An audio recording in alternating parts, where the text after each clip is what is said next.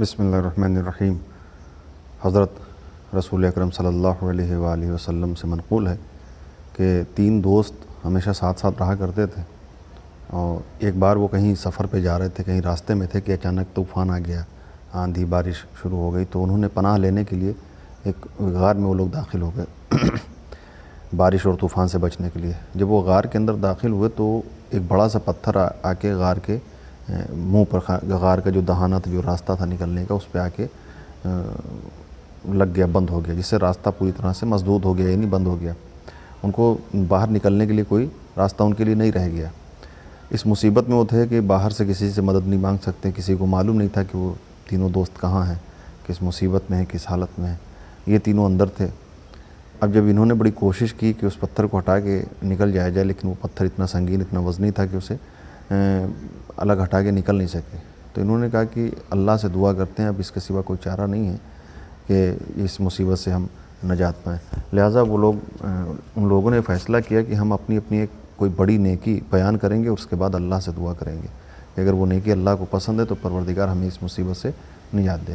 لہٰذا پہلے آدمی نے جو اپنا ایک اچھا کام بیان کیا، تو اس نے یہ بیان کیا کہ ایک روز میرے گھر پہ مزدور لگے ہوئے تھے، کام ہو رہا تھا کہ ظہر کا وقت جب آیا تو ایک آدمی پریشان تھا، اس نے کہا کہ مجھے مزدوری چاہیے، میں مزدوری کرنا چاہتا ہوں، تو میں نے اسی وقت سے اس کو کام پہ لگا لیا۔ شام کو جب مزدوری بانٹنے کا وقت آیا تو جتنی سب کو دی تھی، جو صبح سے کام کر رہے تھے ان کو، اور جو دوپہر سے آیا تھا تو اس کو بھی اتنی مزدوری دی۔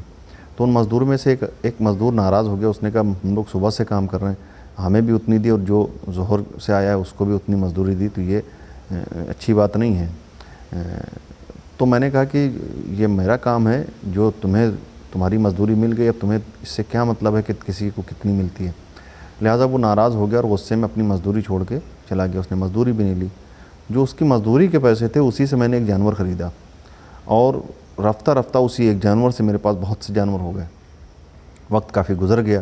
ایک دن میرے پاس ایک مفلوق الحال، ایک پریشان حال آدمی آیا، اور اس نے مجھے یاد دلایا کہ میں وہی مزدور ہوں کہ جو اپنی مزدوری چھوڑ کے چلا گیا تھا، آج مجھے ضرورت ہے، میں اپنی مزدوری لینے آیا ہوں۔ تو میں نے وہ سارے جانور جو میں نے اس کی مزدوری کے جو پیسے سے خریدے تھے، وہ سارے کے سارے دے دیے کہ تیری مزدوری کے لیے جو پیسے نکالے تھے اسی سے خریدا، لہٰذا یہ سب تیرا ہے، تو لے کے جا۔ یہ اللہ کی خوشنودی کے لیے میں نے یہ سارا جو جانور جتنے بھی تھے سب اس کو دے دیے۔ پروردگار اگر یہ کام تجھے پسند آیا، یہ میرا عمل تجھے پسند آیا ہو، تو ہماری مشکل کو آسان کر دے۔ تو کہتے ہیں کہ جیسے ہی اس نے یہ دعا کی تو ایک ہلکا سا شگاف، ہلکے سا درار پیدا ہو گیا غار کے دہانے پر، روشنی باہر سے اندر آنے لگی۔ تو دوسرے آدمی کی جب باری آئی، اس نے دعا کرنا شروع کی۔ اس نے اپنا جو واقعہ بتایا، اس نے یہ بیان کیا کہ ایک بار ہمارے شہر میں سوکھا پڑ گیا، قحط سالی تھی، غلہ نہیں ہوا، لوگ پریشان ہو گئے۔ میں چونکہ دولت والا آدمی تھا، تو ایک جوان اور خوبصورت عورت میرے پاس مدد کے لیے آئی، تو میں مدد کرنے کے لیے تیار ہوا، لیکن میں نے اس سے شرط رکھ دی، ایک ناجائز شرط رکھی، جسے اس عورت نے قبول نہیں کیا، اور وہ چلی گئی۔ میں نے اس کی مدد بھی نہیں کی۔ دوسرے دن پھر وہی عورت آئی، پھر میں نے وہی شرط رکھی۔ تیسرے دن پھر وہ عورت واپس آئی، پھر میں نے شرط رکھی، پھر اس نے نہیں مانی۔ چوتھے دن وہ عورت بہت زیادہ پریشان ہو کے میرے پاس آئی، اور اس نے جب مدد کے لیے مجھ سے کہا تو میں نے وہی شرط رکھی۔ اس بار وہ عورت اتنا زیادہ پریشان تھی کہ اس نے وہ شرط، ناجائز شرط مان لی۔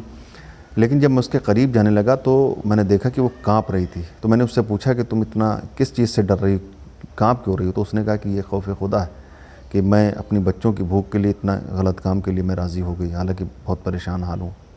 کہا اس کا یہ کہنا تھا کہ میں کانپنے لگا۔ میں نے کہا اس کے پاس کچھ نہیں ہے، تو یہ اس طرح کا خوف خدا ہے کہ یہ غلط کام سے وہ اس طرح گھبرا رہی ہے، اس گناہ سے اتنا گھبرا رہی ہے، اور اللہ نے مجھے بہت کچھ دیا، سب کچھ دیا ہے، لیکن میرے اندر خوف خدا نہیں ہے۔ کہ یہ سوچ کے میں نے اس گناہ کبیرہ سے توبہ کی، اور میں نے اللہ سے وعدہ کیا کہ پروردگار تو مجھے اس وقت معاف کر، میں آگے سے اس طرح کا ارادہ بھی نہیں کروں گا۔ میں نے اس عورت کی بھرپور مدد کی، اور اس کے بعد سے کبھی اس طرح کا کوئی ارادہ نہیں کیا۔ اے اللہ، اگر وہ نیکی اور وہ گناہ سے پیچھے ہٹ جانا، گناہ نہ کرنا تیرے خوف کی وجہ سے، اگر وہ تجھے پسند آیا ہو میرے مالک، تو مجھے اس مشکل سے نجات دے۔ کہتے ہیں کہ جیسے ہی اس نے یہ دعا کی تو پتھر تھوڑا سا اور ہٹا، لیکن اتنا نہیں ہٹا کہ تینوں لوگ باہر آ سکتے تھے، راستہ اتنا نہیں بنا کہ تینوں لوگ باہر آ سکتے تھے، لیکن تھوڑا سا پتھر اور ہٹ گیا۔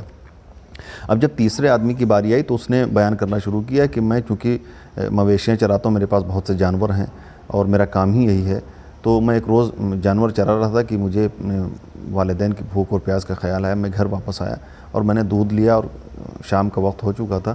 میں نے دودھ لیا اور یہ سوچا کہ اپنے والدین کو یہ لے جا کے دے دوں تاکہ وہ بھوکے نہ رہیں, کیونکہ وہ بہت ضعیف تھے, کھانا پینا میں ہی دیتا تھا ان کو. تو جب میں پہنچا ان کے حجرے میں تو دیکھا دونوں آرام کی نیند سو رہے ہیں.